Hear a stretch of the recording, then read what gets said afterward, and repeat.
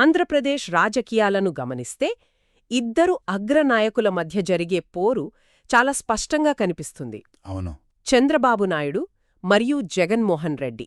అవును. అయితే వీరిద్దరి మధ్య ఉన్నది కేవలం వ్యక్తిగత వైరం మాత్రమేనా, లేక దాని వెనుక మనం గమనించని ఓ పెద్ద సామాజిక, ఆర్థిక మార్పేమైనా ఉందా? ఈరోజు మనం జాన్సన్ చోరగుడిగారి విశ్లేషణను ఆధారం చేసుకుని ఈ ఇద్దరు నాయకుల రాజకీయ వ్యూహాల వెనుక ఉన్న అసలు కారణాలను శోధించే ప్రయత్నం చేద్దాం. తప్పకుండా.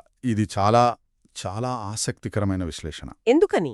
ఎందుకంటే ఇది కేవలం ఎన్నికల రాజకీయాల గురించి మాత్రమే మాట్లాడదు.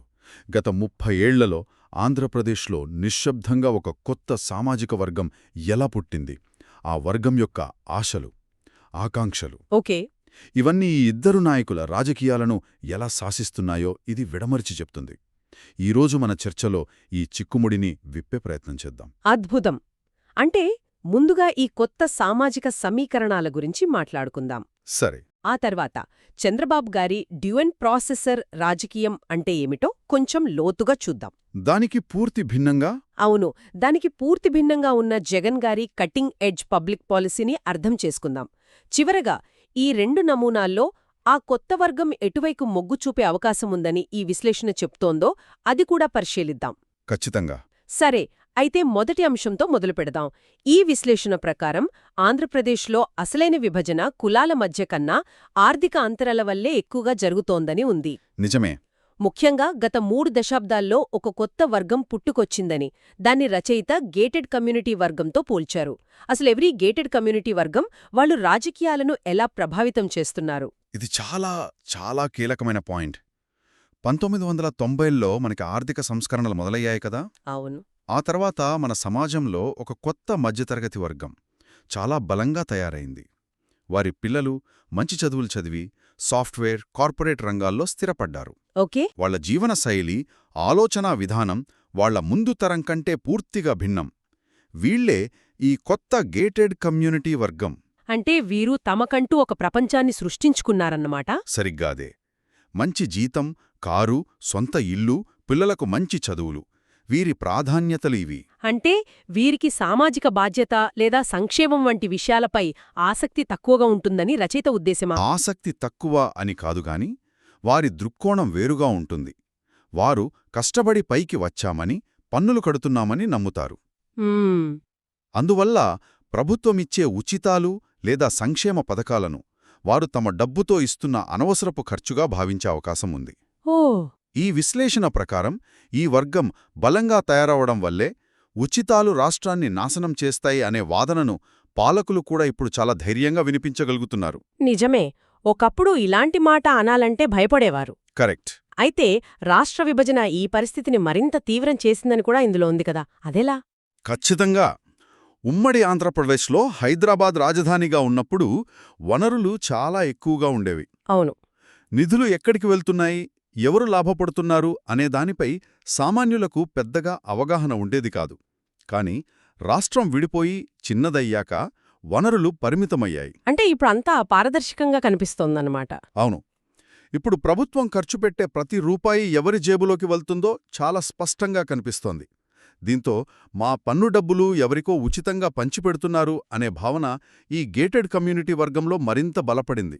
అంటే ఈ కొత్త వర్గం ఇప్పుడు తాము ఎవరివైపు నిలబడాలి, తమ ప్రయోజనాలను ఎవరు కాపాడతారు అని చాలా స్పష్టంగా ఆలోచిస్తోందన్నమాట. అవును.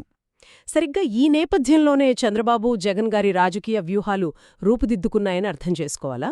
అవును. ఈ విశ్లేషణ ప్రకారం ఈ కొత్త వర్గం సామాన్య ప్రజలను, వారి సమస్యలను పట్టించుకోవడం మానేసి తమ అభివృద్ధి, తమ భవిష్యత్తు గురించి మాత్రమే ఆలోచించే స్థితికి వచ్చింది. ఈ మార్పును పట్టుకున్న చంద్రబాబు నాయుడు తన రాజకీయ శైలిని మార్చుకున్నారు. ఇక్కడే కథనం అసలు మలుపు తీసుకుంటోంది. చంద్రబాబు గారి రాజకీయ శైలిని రచయిత డ్యూయల్ ప్రాసెసర్ పాలిటిక్స్ అని పిలుస్తున్నారు. అవును. కంప్యూటర్లో ఉండే ఇంటెల్ ఇన్సైడ్ ప్రాసెసర్తో పోల్చారు. వినడానికే చాలా ఆసక్తికరంగా ఉంది. కొంచెం విడమరిచి చెప్పండి. తప్పకుండా. మనం కంప్యూటర్లో ఒకేసారి పాటలు వింటూ మరోవైపు పని చేసుకోగలుగుతాం గదా. అవును, మల్టీటాస్కింగ్. అదెలా సాధ్యం? లోపలున్న ప్రాసెసర్ ఆ 2 పనులను ఏకకాలంలో నిర్వహిస్తుంది కాబట్టి. ఈ విశ్లేషణలో చెప్పిన దాని ప్రకారం చంద్రబాబు గారి రాజకీయ శైలి కూడా అలాంటిదే. అంటే ఆయన ఒకే సమయంలో ఢిల్లీలోని రెండు ప్రధాన జాతీయ పార్టీల అంటే బీజేపీ, కాంగ్రెస్ రెండింటితోనూ సంబంధాలు నెరపగారు. ఒకడితో పొత్తులో ఉన్నప్పుడే అవతలి వారితో కూడా తలుపులు తెరిచే ఉంచుతారు. ఓహో, అంటే ఇది పూర్తిగా కార్పొరేట్ ప్రపంచంలో వాడే విన్ విన్ బిజినెస్ మోడల్లాగా ఉంది. అవసరాన్ని బట్టి ఎవరితోనైనా కలవచ్చు, ఎప్పుడైనా విడిపోవచ్చు. సరిగ్గా అదే పాయింట్. ఈ నమూనాలో మిత్రపక్షాలు ఒక రైలు ఇంజన్కు తగిలించిన బోగీల్లాంటివి. అవును, బోగిల్లాంటివి. ఇంజిన్ ఎటు వెళ్తే అటు వెళ్ళాలి. కాని ఏ స్టేషన్లోనైనా ఇంజిన్ నుండి విడిపోవడానికి సిద్ధంగా ఉండాలి అనే షరతు మీదే బంధం ఉంటుంది. అంటే సిద్ధాంతాల కన్నా అవకాశవాదానికే ఎక్కువ ప్రాధాన్యత అన్నమాట. ఒక రకంగా చెప్పాలంటే అంతే. అయితే రచయిత దృష్టిలో ఇది రెండు అంచుల కత్తిలాంటిది. ఇది కొన్నిసార్లు విజయాన్నివ్వచ్చు, కొన్నిసార్లు తీవ్రంగా దెబ్బతీయచ్చు. అయితే ఈ డ్యూయల్ ప్రాసెసర్ ఆలోచనా విధానం ఆయన పాలనపై ఎలాంటి ప్రభావం చూపింది? ఈ విశ్లేషణలో ఒక ఆసక్తికరమైన పాయింట్ ఉంది. ఏంటది? ఒకప్పుడు డ్వాక్రా ఐటీ తెచ్చింది నేనే అని గర్వంగా చెప్పుకున్న చంద్రబాబు ఇప్పుడు వాటి గురించి కాకుండా ఏఐ అంటే ఆర్టిఫిషియల్ ఇంటెలిజెన్స్ గురించి ఎక్కువగా మాట్లాడుతున్నారని రచయిత గమనించారు. ఈ మార్పు దేనికి సంకేతం? ఇది చాలా లోతైన పరిశీలన. 1990లలో 2000ల ప్రారంభంలో డ్వాక్రా మహిళలు, ఐటీ యువత ఆయనకు బలమైన ఓటు బ్యాంకు. నిజమే. అప్పుడు మహిళా సాధికారత, బీసీ, ఎస్సీ, ఎస్టీ వర్గాల గురించి ఎక్కువగా మాట్లాడేవారు. కానీ ఇప్పుడు ఆయన ప్రాధాన్యతలు మారాయి.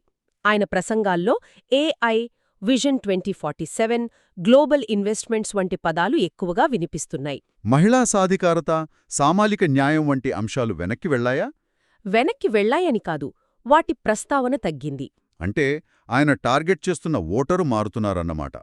ఒకప్పుడు అందర్నీ ఆకట్టుకోవాలని చూస్తే ఇప్పుడు కేవలం అభివృద్ధి, టెక్నాలజీ కోరుకునే ఆ గేటెడ్ కమ్యూనిటీ వర్గాన్నే ఎక్కువగా పట్టించుకుంటున్నారని రచయిత ఉద్దేశమా? ఖచ్చితంగా. ఇది కేవలం ప్రాధాన్యత మారడం కాదు, రాజకీయ క్షేత్రమే మారుతోందని చెప్పడానికి ఇదొక పెద్ద ఉదాహరణ. సంక్షేమమనేది బేసిక్ అవసరమైతే టెక్నాలజీ, పెట్టుబడులు అనేవి ఆకాంక్ష. కరెక్ట్. ఆయనిప్పుడు ఆ ఆకాంక్షల రాజకీయాల వైపు పూర్తిగా మొగ్గు చూపుతున్నారని ఈ విశ్లేషణ చెబుతోంది. ప్రభుత్వ యంత్రాంగం కూడా కేవలం తమకు నిర్దేశించిన డ్యూటీ చార్ట్ ప్రకారం పనిచేయడానికే పరిమితమైందని, ప్రజల కోసం ప్రత్యేక చొరవ తీసుకోవడం తగ్గిపోయిందని కూడా ఈ విశ్లేషణ పేర్కొంది. ఈ డ్యూయల్ ప్రాసెసర్ విధానం చంద్రబాబుగారి అనుభవాన్ని చూపిస్తే దీనికి పూర్తి భిన్నమైన దారిని ఎంచుకున్నారు ఆయనకంటే 22 చిన్నవాడైన జగన్మోహన్ రెడ్డి. అవును. రచయిత దానిని కటింగ్ ఎడ్జ్ పబ్లిక్ పాలసీ అంటున్నారు. ఆ పేరెందుకు పెట్టారు? దాని ప్రత్యేకతేంటి? కటింగ్ ఎడ్జ్ అనే పదాన్ని సాధారణంగా టెక్నాలజీలో వాడతారు. అంటే అత్యంత పదునైన, రాజీలేని, సూటిగా ఉండే విధానం అనర్థం. ఓకే. రచయిత ఆ పదాన్ని ఇక్కడ జగన్ గారి పరిపాలనా విధానానికి అన్వయించారు. చంద్రబాబుగారి విన్ విన్, సర్దుకుపోయే డ్యూయల్ ప్రాసెసర్ రాజకీయాలకు జగన్ గారి విధానంలో చోటు లేదు. అంటే ఆయనది ఒకే మార్గం, ఒకే లక్ష్యం అన్నమాట. అంతే.